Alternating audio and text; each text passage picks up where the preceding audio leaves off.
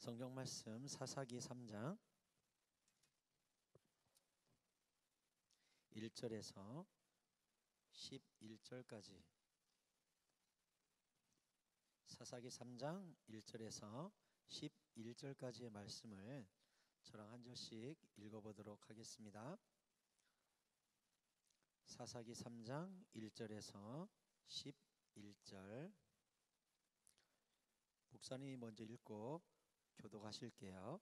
여호와께서 가나안의 모든 전쟁들을 알지 못한 이스라엘을 시험하려 하시며 이스라엘 자손의 세대 중에 아직 전쟁을 알지 못하는 자들에게 그것을 가르쳐 알게 하려 하사 남겨두신 이방 민족 블레셋의 5 군주들과 모든 가나안 족속과 시돈 족속과 바알 헤르몬 산에서부터 하맛 입구까지 레바논 산에 거주하는 히위 족속이라 남겨두신 이 이방 민족들로 이스라엘을 시험하사 여호와께서 모세를 통하여 그들의 조상들에게 이르신 명령들을 순종하는지 알고자 하셨더라.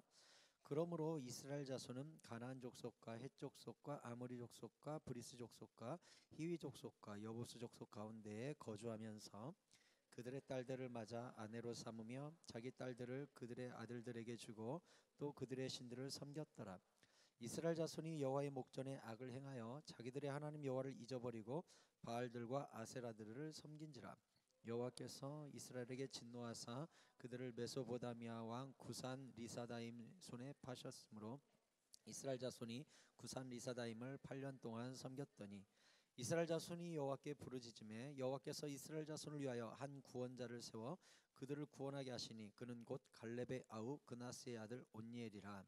여호와의 영이 그에게 임하셨으므로 그가 이스라엘의 사사가 되어 나가서 싸울 때 여호와께서 메소보다미아 왕 구산 리사다임을 그의 손에 넘겨주심에 온니엘의 손이 구산 리사다임을 이기니라. 같이 읽읍시다. 그 땅이 평온한 지 40년에 그나스의 아들 온니엘이 죽었더라. 아멘. 저와 함께 또 사사기를 오랜만에 배우는 것 같네요. 옆 사람에게 인사합시다. 잘 왔다 친구야. 은혜 받고 가자 친구야. 자, 오늘 우리가 사사기를 살펴보면 사사란 제가 이야기했죠. 정치적 지도자이면서 종교적 지도자를 사사라고 한다고요. 그런데 사사기에 보면 사사가 쭉 이름이 나오고 그들이 행한 업적들이 언급되어 있는데 총 사사가 12명이 나온다는 사실을 알 수가 있습니다. 그리고 사사기가 끝나고 사사기는 사무엘서하고 연결이 되는데 사무엘서 앞부분에 보면 또 다른 사사 2명의 이름이 언급되고 있는데 엘리라는 제사장이면서 사사인 사람, 엘리가 죽고 나서 또 제사장 겸 사사인 사무엘이 등장하고 있습니다. 그래서 성경에 나오는 사사는 총 14명이라고 할 수 있고요. 그 중에 오늘 첫 번째 사사 온니엘이라는 사람을 여러분과 말씀을 나누려고 합니다. 고개를 드세요. 목사님 쳐다보세요. 하나님께서 오늘 성경을 보니까 이스라엘이 가나안을 정복한 이후에 이스라엘 주변에 여러 나라들을 두셨는데 특별히 가나안 7족속을 중심으로 그들을 완전히 멸망시키지 않고 내버려 두셨습니다. 성경에 그들을 내버려 두신 이유가 나와 있는데요. 그게 3장 1절에 이렇게 돼 있어요. 가나안의 모든 전쟁을 알지 못한 이스라엘을 시험하려고, 테스트하려고. 어떤 테스트요? 전쟁이 일어났을 경우 이스라엘이 하나님을 의지하고 기도하는지 테스트해 보려고 옆에 있는 강대국들을 남겨두셨다고 했어요. 그러면 우리가 상식적으로 생각할 때 하나님께서 그래 나 의지 하나 볼까? 자, A나라 침공, B나라 침공, C나라 침공 이렇게 하면 공의의 하나님께서 불공평한 거죠. 아무 죄도 없는데 막 침범에 들어가면 되겠어요? 그러니까 이스라엘이 뭔가 침범을 당할 만한 죄가 있을 경우 침범해야 되는 거 아니겠어요? 그런데 이스라엘이 옆에 나라들이 침범할 수밖에 없는 그런 벌을 받을 수밖에 없는 죄를 지었는데 우리가 사사기 앞부분에서도 계속 살펴보았듯이 그들이 제일 먼저 지은 죄는 이렇게 돼 있어요. 6절에 그들의 딸들을 맞아 아내로 삼으며 자기 딸들을 그들의 아들들에게 주고 또 그들의 신들을 섬겼더라. 목사님이 여러분에게 계속 반복해서 이야기하고 있습니다. 민족의 타락의 첫 출발은 가정의 타락이었습니다. 가정의 타락이 결국은 도시의 타락이요, 도시의 타락이 결국은 민족의 타락이고 전쟁이 일어나고 나라가 힘들게 됐던 거예요. 가정의 타락, 가정의 문제가 어디에서 일어났어요? 결혼을 잘못한 거예요. 이방 결혼, 잘못된 결혼, 조건에 의한 결혼. 목사님이 여러분께 이야기했죠. 우리의 결혼관, 이성관, 남편, 배우자, 아내 어떤 사람을 만나야 된다고 그랬어요? 조건을 바라보면 그 조건이 사라지는 순간 매력이 떨어지는 거예요. 우리 아내가 너무 이뻐서 결혼했어요. 10년, 20년 지나봐요. 하양 평준화가 됩니다. 여러분 어머니를 생각해 보세요. 그냥 펑퍼짐해집니다. 다. 그러면 외모를 보고 아내를 얻은 남편 입장에서는 더 섹시한 회사에 꼬리 살랑살랑 치는 신입사원이 와가지고 부장님 하면 가슴이 흔들리는 거예요. 당연히. 왜? 외모를 보고 아내를 얻었거든. 그러니까 더 이쁜 외모를 가진 사람이 나타나면 흔들리지. 여자들은 이 남자 성격 좋고 돈 많아. 결혼했어. 15년 있다가 부도 났어. 그랬더니 성격이 나빠져. 그랬더니 동창회 갔더니 내 친구 중에 내 남편보다 훨씬 돈 많고 매너 끝내주는 동창이 나왔어. 그러더니 우리 오랜만인데 벌써 우리 15년 만인가? 내 차 벤틀리 타? 데려다 줄게. 어떻게 될 것 같아요? 흔들려. 왜? 돈하고 성격 보고 남편을 선택했거든. 그러면 어떻게 흔들리지 않을까요? 목사님이 계속 이야기합니다. 비전을 같이 공유할 수 있는 짝을 만나야 돼요. 그러기 위해서는 나의 비전이 먼저 명확해야 되겠죠.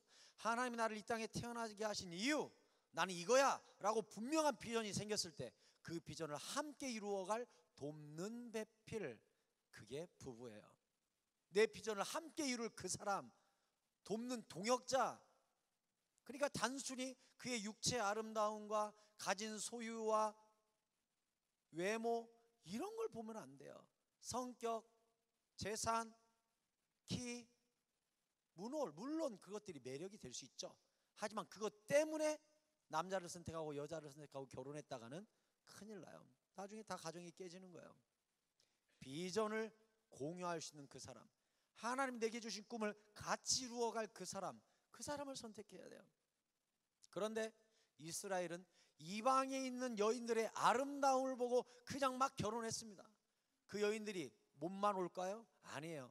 그 여인의 사상과 종교와 문화가 같이 오는 겁니다.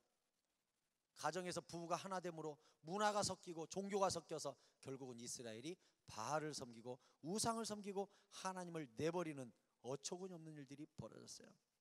여러분, 가정이 건강해야 도시가 건강하고 교회가 건강해야 민족이 건강해지는 것입니다.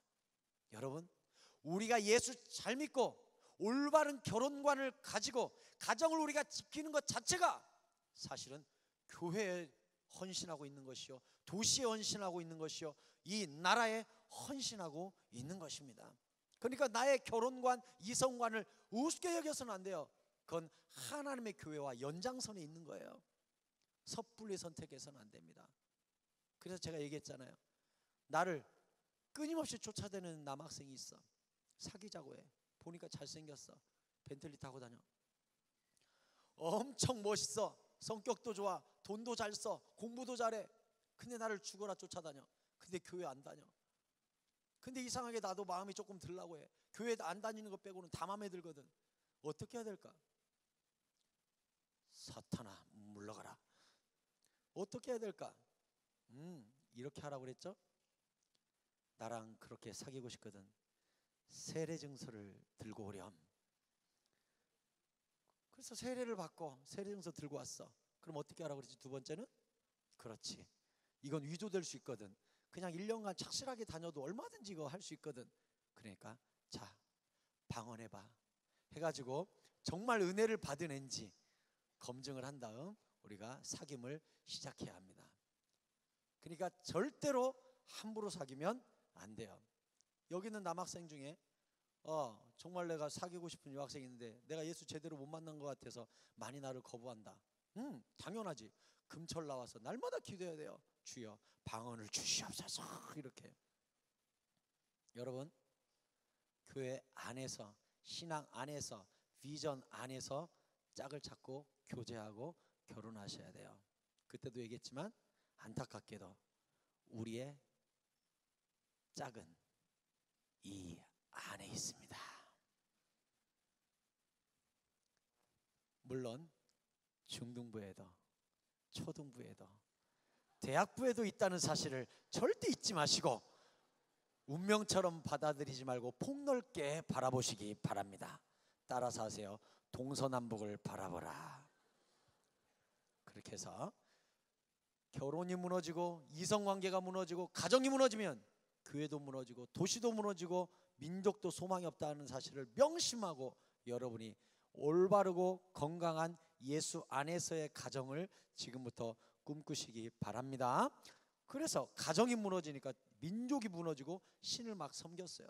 그러니까 하나님이 쳐들어가라. 그래서 메소포타미아에 있는 왕 구산 하사다임? 걔 이름이 뭐야? 리사다임. 구산 리사다임 왕을 하나님이 야 이스라엘 쳐버려. 그래서 메소포타미아 왕이 와가지고 팍 이스라엘을 쳤어요. 근데 하나님께서 그 옆에 이방 나라들을 남겨두신 이유가 뭐라고 했죠? 하나님이 이스라엘이 고난을 당할 때 전쟁 중에 하나님을 의지하나 의지하지 않나 보자 하고 그 나라들을 남겨두셨다고 금방 우리가 읽었어요. 그러면 저를 보세요. 고개 들어요 친구들아. 그럼 목사님이 여러분에게 질문하고 싶네요. 여러분, 이스라엘 나라 옆에 문제거리가 되는 나라들을 완전히 쓸어버린 것이 아니라 하나님이 남겨두신 이유는 전쟁의 때에 하나님을 의지하나 보자 하고 하나님이 테스트용으로 남겨놨다는 거예요. 그러면 우리 삶에 내가 예수 잘 믿고 기도 열심히 하고 예배 잘 드리니까 어려움이 없이 만사형통해야 할 텐데 그럼에도 불구하고 우리 가정에 어려움이 생기고 부모님 어려움이 생기고 돈이 없어지고 사업이 힘들어지고 실직의 위기에 처하게 되고 성적이 떨어지고 인간관계가 힘들어지고 내가 왕따가 되고 오해를 받고 이런 일들은 왜 생길까요? 왜? 방금 말씀드렸잖아요. 이스라엘에게 어려움의 나라들을 남겨두신 이유는 어려움이 닥쳤을 때 하나님께 의지하고 기도하나 보려고 남겨놨대요. 그럼 우리 삶에 어려움이 닥치는 이유는 뭐예요? 어려움이 닥칠 때 우리가 기도하나 기도하지 않나 그거 보자고 남겨놓으신 거예요. 그러면 우리 삶에 어려움이 닥칠 때 하나님께 기도하나 안 하나 보려고 하나님의 어려움을 주신다는데 어려움이 생겼을 때 그럼 우리가 하나님을 기댔다고 합시다. 기도했어요. 도와달라고. 그럼 하나님이 어려움을 허락하신 이유는 뭘까요? 기도하면 하나님께서 해결해 주신 능력이 있기 때문에 그 고난을 허용한 거 아니에요? 그래서 고린도서에 이렇게 돼 있어요. 너희가 고난 당할 수 있는 고난만 하나님이 허용해 주시고 고난 당할 즈음에 피할 길을 내사 능히 감당하게 하시느니라. 그러니까 우리 삶의 모든 어려움과 고난은 내가 감당할 수 있는 능력이 있기 때문에 하나님이 허용한 거고 감당할 수 있는 방법은 해결할 수 있는 하나님께 기도하고 의지하고 하나님의 날개 속으로 피할 때 하나님이 해결해 준다는 뜻인 겁니다. 여러분, 고난이 닥쳐오거든 혹 고난 중에 있거든 반드시 그 고난을 허용하시고 해결하실 수 있는 하나님께 기도하고 피하시기 바랍니다. 하나님이 우리의 고난을 들으시고 해결해 주시고 응답해 주실 줄로 믿습니다. 그러면 구산 리사다임이 쳐들어왔을 때 이스라엘은 과연 하나님이 기대한 대로 하나님께 피했을까요? 9절에 이스라엘 자손이 여호와께 부르짖음에 여호와께서 이스라엘 자손을 위하여 한 구원자를 세웠더라 했네요. 자, 하나님께서 고난을 주면 네가 어떻게 하나 보자 했더니 실제로 고난이 닥쳤더니 이스라엘 백성이 하나님께 기도하고 부르짖고 피한 거예요. 하나님의 프로그램대로. 오케이, 그럼 하나님이 내가 도와줘야지 하고 한 구원자를 세웠어요. 그 구원자 이름이 나오네요. 한 구원자를 세워 그들을 구원하게 하시니 9절 뒷부분이에요. 그는 곧 갈렙의 아우 그나스의 아들 온니엘이라 이렇게 돼 있네요. 익숙한 이름이 나오고 있습니다. 갈렙 누굽니까? 교회 조금 다닌 친구들은 알죠? 여호수아와 갈렙 두 사람이 가나안 정탐을 12사람이 갔다가 이 두 사람만 가자 이길 수 있다 라고 이야기한 바로 그 갈렙입니다. 나머지 10명은 못 이겨 했다가 거기서 죽음을 당했죠. 그리고 하나님께서 약속했죠. 가나안 땅에 이 두 사람만 들어간다 해서 여호수아와 갈렙이 같이 들어갔었고, 여호수아는 모세를 이어 지도자가 됐고 갈렙은 장군이 돼가지고 전쟁을 5년간 감당한 다음 그가 여호수아한테 찾아가서 여호수아여 이제 전쟁이 많이 막빠진데 마지막 내 땅도 차지합시다. 저기 산지 땅 헤브론을 나에게 주시옵소서 해가지고 바로 여호수아에게 이 산지를 내게 주소서라고 이야기했던 바로 그 사람이 갈렙이에요. 우리 찬송 있죠? 이 산지를 내게 주소서. 바로 그 명언을 남겼던 사람이 이 갈렙이에요. 근데 그 갈렙의 자손에서 누가 나왔어요? 온니엘이라는 이스라엘 일대 사사가 나왔어요. 여러분, 콩 심은 데 콩 나고 팥 심은 데 팥 난다고 했습니다. 갈렙이라는 걸출한 영웅의 가문에서 첫 번째 사사가 나온 거예요. 저는 여러분께 도전하고 싶어요. 여러분 가정을 신앙의 명문 가문으로 만드시기 바랍니다. 여러분 후손에서 위대한 인물들이 나오게 되기를 축복합니다. 여러분 중에 그런 생각 갖는 사람이 있을 수 있어요. 목사님, 믿음의 명문 가문이요? 목사님은 모태신앙이라면서요. 그럴만하죠. 우리 집은요, 저만 예수 믿어요. 저만 교회 나와요. 그것뿐인 줄 알아요? 엄마 아빠가 교회 못 가게 하는 집이에요. 근데 무슨 믿음의 명문 가문이에요. 그런 친구들에게 목사님은 이야기하고 싶어요. 누구도 탓하지 마십시오. 여러분 당대에 먼저 예수 믿은 자로서, 먼저 예배자가 된 자로서 여러분이 여러분의 가정을 명문 가문으로 세우리라는, 신앙의 예배 가정으로 세우리라는 꿈과 비전을 품어주시기를 바랍니다. 우리가 하면 돼요. 누구를 탓해요? 내 당대는, 우리 부모는 내가 전도하고 말리라. 그리고 내 자녀들은 내 기도 먹고 살게 해주리라. 내가 믿음의 유산 남겨줘서 그거 덕택에 먹고 살게 해주리라. 꿈을 가지세요. 목사님이 서울에 있을 때 들은 이야기예요. 어느 권사님이 평생 예수를 참 잘 믿는 권사님이 계셨어요. 기도의 양이 장난 아니에요. 엄청나게 기도하시는 분이세요. 근데 그 권사님께서 연로하셔서 돌아가실 때쯤 안방에 있는 벽장을 문을 잠궈 놓고 절대 열어주지 않았습니다. 가족과 교회에 소문이 났어요. 그 권사님이 굉장히 열심히 사셨기 때문에 저기에 땅 문서나 현금이나 폐물 같은 걸 모아놨을 거다. 그래서 그 집에 이남 이녀가 주말마다 찾아와서 부모님을 섬기고 엄마한테 우리 집 가서 살자고 하고 주무르고 맨날 맛있는 거 사드리고 엄청 효도한 거예요. 효도의 이유는 어머니가 곧 돌아가시면 저 벽장 속에 있는 그 무엇을 받기 위해서예요.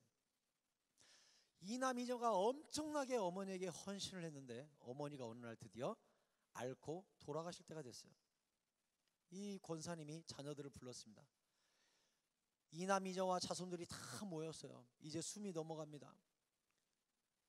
어디 서랍에 가면 열쇠가 있다. 열쇠를 가져와라. 열쇠를 가져왔어요. 장남이 가가지고 저 벽장을 좀 열어라. 열었습니다. 벽장에 큰 보자기가 하나 있는 거예요. 내려라. 내렸습니다. 풀러봐라. 불러보니까 큰 성경책 4권이 있었습니다. 어머니가 그 4권을 큰아들, 둘째 아들, 딸 둘에게 한 권씩 줬습니다. 자녀들이 물어요. 어머니, 이게 전부예요? 이게 전부다. 전부 다 맥이 확 풀렸습니다. 엄청난 현금이나 땅 문서가 있는 줄 알았거든요. 실제로 이 권사님이 부자였고, 그 권사님이 내 자녀들한테 이렇게 말합니다. 얘들아, 하나님께서 내게 돈을 많이 주셨고 은혜도 많이 주셨는데 내가 모든 재산을 교회에다가 사실 다 헌금했었다. 그리고 내가 이 성경책 4권을 필사하면서 평생 성경을 썼는데 이 4권을 니들한테 준다. 내가 이 4권을 쓰면서 니들을 위해 얼마나 기도한 줄 아냐? 내가 하나님께 헌금한 거, 내가 하나님께 기도한 거, 모든 유산이 저 천국에 쌓여 있다. 사랑하는 자녀들아, 니들이 기도해서 찾아 먹어라. 니들 유산은 천국에 있다. 기도해서 찾아가는 놈 거다. 찾아 먹어라. 이렇게 유언을 하고 돌아가셨습니다. 이 4 자녀는 크게 하나님 앞에 회개를 했어요. 어머니가 정말 유산이 있는 줄 알고 효도했었거든요. 마지막에 그 성경책을 붙들고 이 4 자녀가 후회를 합니다. 그리고 이 4 자녀가 그때부터 기도하기 시작하는데, 하나님, 천국에 쌓여있는 우리 엄마가 쌓아놓은 거 있잖아요. 우리 어머니가 살아있을 때 교회에다 헌금해가지고 천국에 쌓아놓은 거 있잖아요. 천국에 이렇게 글씨 쓰면서 성경 쓰면서 기도했던 그 기도의 모든 유산이 있잖아요. 내가 기도해서 찾아먹게 해주세요. 내 자녀가 그때부터 엄청 기도하는 자녀가 된 거예요. 어떻게 됐을 것 같아요? 그 4 자녀 밑에 자녀들이 다 의사, 변호사, 교수, 사업하는 사람 나오기 시작하는데, 그 사람들이 죄다 물질적으로 축복을 받은 사람이냐?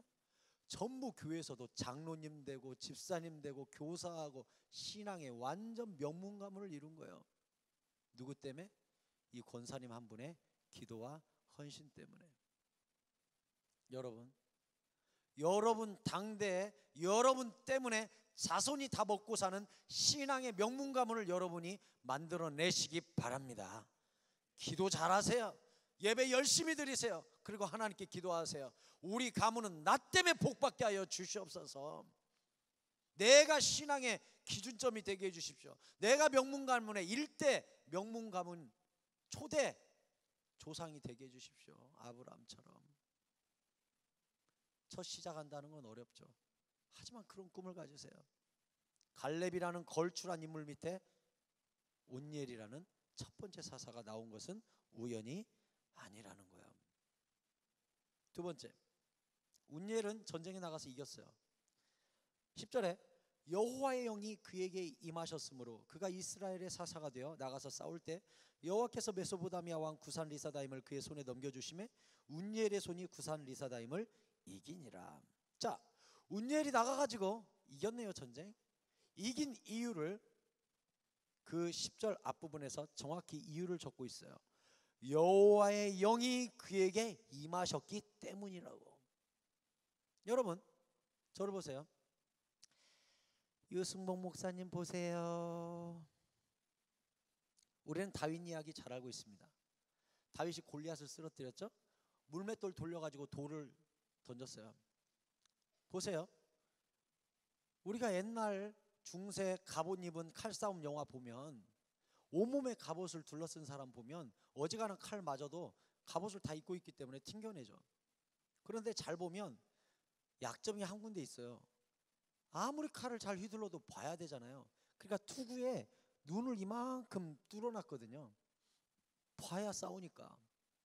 다윗 입장에서는 돌을 던지려고 하면 여기밖에는 약점이 없는 거예요. 그래서 눈과 눈 사이를 겨냥해서 던졌고 정확히 여기에 돌이 박힙니다. 그래서 골리앗이 쓰러지는데요.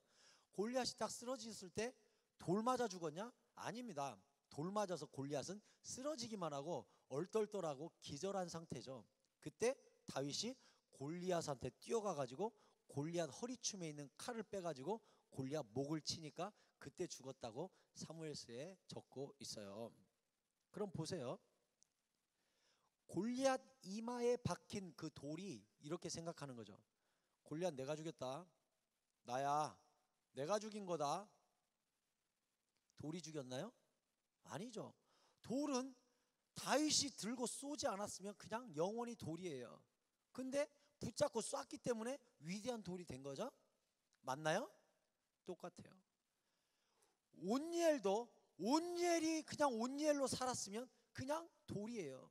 그런데 하나님이 주의 성령을 부으셔서 사용하시니까 전쟁을 이기는 도구가 된 것 뿐이에요. 그래서 저는 여러분께 이야기하는 거예요. 여러분, 성령 충만하셔야 돼요. 성령님께 붙잡혀야 돼요. 내가 사는 것이 아니라 성령님이 내 인생을 붙잡고 써주시는 인생이 되기를 축원합니다. 내가 내 인생을 사는 것이 아니라 하나님의 뜻대로 내가 하나님의 인생을 살아드리는 그런 멋진 도구. 그래서 목사님이 이야기하잖아요. 가장 중요한 건 내가 누구한테 붙들리느냐, 그게 가장 중요하다고. 성령님이 온니엘과 함께 하시고 성령님이 그를 사용하시니까 전쟁이 완전히 승리할 수 있었다고 성경이 기록하고 있어요. 셋째, 우리가 10절 중간 부분에서 놓치지 말아야 될 게 이거예요. 사사가 되어 나가서 싸울 때 여호와께서 메소포타미아 왕 구산 리사담을 그의 손에 넘겨주심에 이겼더라. 전쟁터에 나가서는 그 전쟁을 하나님이 온니엘에게 넘겨줬기 때문에 이겼다, 이렇게 이야기하고 있어요. 여러분, 모든 전쟁은 하나님의 손에 있습니다. 다윗이 골리앗에게 나갈 때 이야기했던 사무엘상 17장 47절에 보면 또 여호와의 구원하심이 칼과 창에 있지 아니함을 이 무리에게 알게 하리라. 전쟁은 여호와께 속한 것인즉 그가 너희를 우리 손에 넘기시리라. 전쟁은 누구에게 있다고요? 하나님에게 있대요. 여러분, 저는 고3 때 대입 입시 전쟁이라는 말을 뉴스에서 들었어요. 입시 전쟁. 그래서 제가 이렇게 기도했습니다. 하나님께. 하나님, 입시도 전쟁이군요. 제가 성경을 읽어보니까 하나님은 전쟁의 신이라는데 이 전쟁에서 나한테 승리할 수 있도록 도와주세요 하고 제가 기도한 기억이 나요. 여러분, 여호와는 전쟁의 신이세요. 금요일 날 우리 고등부 친구 중에 한 사람이 저를 찾아와서 질문을 했어요. 목사님, 주일날 공부해도 되나요? 제가 그날 상담을 했지만 여러분 모두에게도 말을 해야 될 것 같아서 여러분께 이야기합니다. 저를 보세요. 목사님은 어릴 때 굉장히 고리타분하고 율법주의적인 교회를 다녔습니다. 어릴 때부터 모태신앙이었는데 우리 아버지도 굉장히 바리새적인 문자적으로 예수를 믿는 굉장히 어떻게 보면 고리타분한 그런 아버지셨어요. 저는 어릴 때 어떻게 교회를 하드하게 다녔느냐, 성경책 놓고 교회 가면 지옥 가는 줄 알았어요. 성경책 안 가져오면 큰일 난다고 교회에서 가르치기 때문에 성경책 안 들고 가면 지옥 가는 줄 알았어요. 또 주일날 군것질하면 지옥 가는 줄 알았어요. 어릴 때 군것질 해본 적이 없어요. 그 맛있는 새우깡, 그때도 새우깡은 있었습니다. 새우깡이 오래된 과자예요. 한 번도 내가 주일날 사본 적이 없어요. 걸렸다면 우리 아버지한테 막아자 죽으니까. 또 우리 아버지는 더 그래. 안식일날 쾌락을 행하면 안 된다고 TV도 못 보게 하셨습니다. 주일날. 주일 아침에 TV를 켜면 만화 영화를 했는데 캔디를 했었어요. 괴로워도 슬퍼도 나는 안 울어. 참고 참지 내가 왜 울어. 들장미 소녀 캔디야. 주일 아침마다 나왔습니다. 제가요, 아버지가 일찍 교회 나가고 나면 살짝 보고, 그거 보면 교회 지각하니까 앞부분만 잠깐 보고 노래 좀 듣다가 탁 끄고 교회 갔어요. 교회 가면요, TV 보고 온 죄책감에 예배당 들어가자마자 주여 저를 지옥으로 보내시면 안 됩니다. TV를 5분 보고 왔는데 용서하여 주시옵소서. 여러분 최근에 미국 드라마 중에 V 리메이크 해가지고 재작년인가 보여줬다고 그래요. V. 사실 그게 우리 저 초등학교 때 V가 나왔었거든요. 뭐 아직도 기억이 나는 게 막 엘리자베스가 막 이렇게 쥐새끼 먹고 했던 그런 충격적인 장면 몇 개. 그게 주일날 오후 5시인가 6시인가였어요. 다음날 학교 가면 애들이 어제 그 드라마에 뭐 UFO가 나타났는데 뭐 다이아나가 어쩌고 막 얘기하면 알아들을 수가 있어야지. 나는 주일날 TV 보면 지옥 가니까. 그래가지고 아버지 교회에서 늦게 오신 날 오후에 몰래 보는 거야. 밖에서 소리 나면 끄고. 그리고 월요일날 학교 가면서 기도하는 거지. 하나님, 어제 몰래 TV를 봤는데 가다가 번개 맞아 죽지 않게 하여 주시옵소서. 살려 주시옵소서. 그 맥락에서 교회도 주일날 공부하는 걸 삼가하라고 가르치는 전통이 남아 있습니다. 저를 보세요. 주일날 군것질해도 되는가? 주일날 TV 봐도 되는가? 주일날 공부해도 되는가? 저를 보세요. 됩니다. 공부 열심히 하세요. 왜 되냐? 잘 보세요. 고린도전서 10장 31절에 그런즉 너희가 먹든지 마시든지 무엇을 하든지 다 하나님의 영광을 위하여 하라 그랬습니다. 먹든지 마시든지 무엇을 하든지 다 하나님의 영광을 위하여 하라. 그 무엇을 하든지에 공부가 들어갈까요? 안 들어갈까요? 들어갑니다. 공부를 하되 무엇을 위하여 하라고요? 하나님의 영광을 위하여 하라고요. 그러면 이 말은 바꿔 말하면 먹든지 마시든지 무엇을 하든지 everything 모두가 하나님의 영광이 되게 하라. 즉 예배가 되게 하라. 이렇게 가르치신 겁니다. 그러면 공부를 하는데 이렇게 공부하는 거예요. 내가 열심히 공부해가지고 성공해가지고 집 사고 차 사고 내가 떵떵거리고 살 거야. 두고 봐. 주일날도 그래서 공부해야 돼. 그 사람은 공부하면 안 돼요. 왜? 주의 영광을 위하여 공부하는 것이 아니라 나의 야망을 위하여 공부하는 거기 때문에 그건 예배가 아니에요. 죄 짓는 거거든요. 그런데 내가 공부를 하면서 내가 열심히 공부해가지고 훌륭한 사람이 돼가지고 고아원도 짓고 양로원도 짓고 선교사님도 돕고 수많은 사람을 전도할 거야. 두고 봐. 하나님 그러므로 나에게 함께해 주세요. 지혜를 주세요 라고 공부하는 이유가 하나님의 영광을 위하여라는 분명한 비전이 있는 사람은 주일날 공부 열심히 하세요. 하나님이 도와주실 줄 믿습니다. 왜? 공부가 예배인 사람이거든. 그 사람은 해도 됩니다. 다만 공부하겠다, 학원 가겠다, 학교 가겠다 하면서 이 공예배를 빠지는 것, 이건 절대 안 됩니다. 왜요? 공부보다 우선이 이 예배이기 때문에 그래요. 예배의 넓은 범위 안에 공부도 들어가지만 직접적인 예배는 이 자리에 와서 하나님 말씀 듣고 하나님께 찬양하고 기도하는 이 시간이 진짜 예배이기 때문에 그래요. 다시 여러분께 정리합니다. 주일날 교회 와서 열심히 예배하세요. 그리고 예배 끝난 다음 집에 가서 열심히 공부하세요. 공부가 예배입니다. 주의 영광을 위하여 공부하면 예배가 돼요. 그리고 기도하세요. 하나님, 주의 영광을 위하여 공부합니다.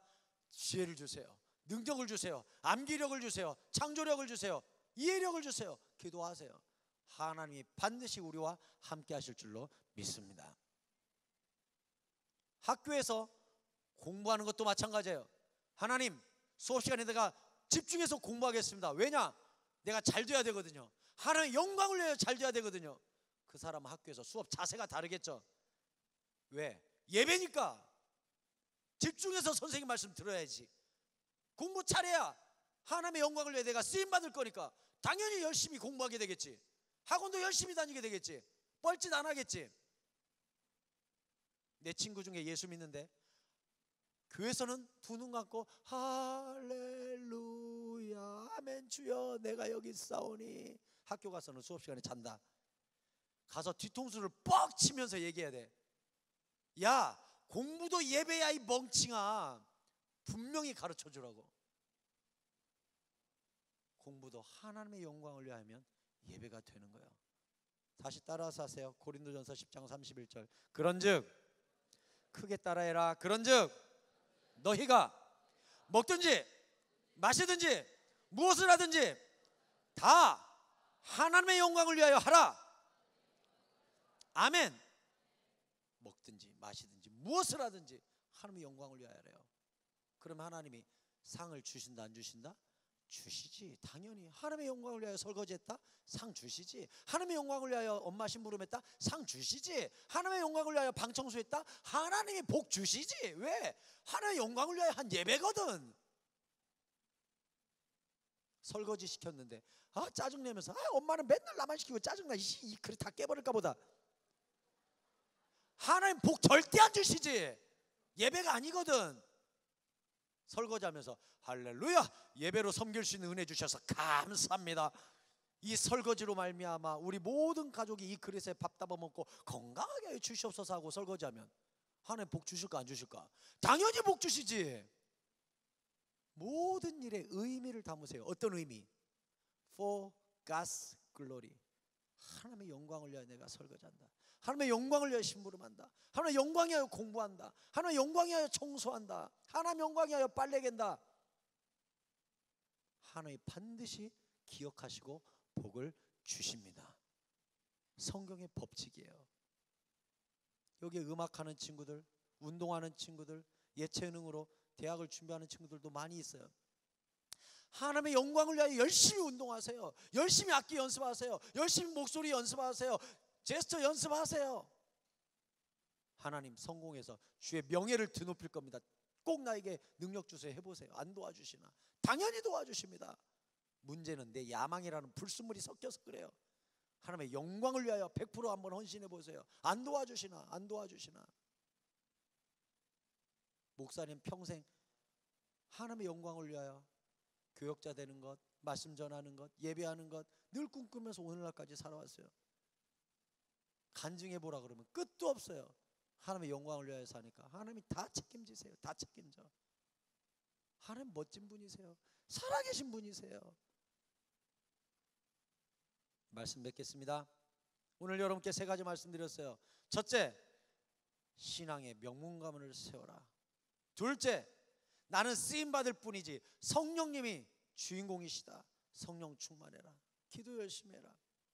셋째, 전쟁의 신인 하나님이 이 전쟁을 나에게 붙여주셔야 된다. 그러므로 전쟁을 위하여 열심히 공부도 하고 오직 하나님의 For God's glory, 하나님의 영광을 위하여 꿈을 꾸고 전쟁에 나가면 하나님 우리를 위대한 하나님의 승리의 도구로 써주실 줄로 믿습니다.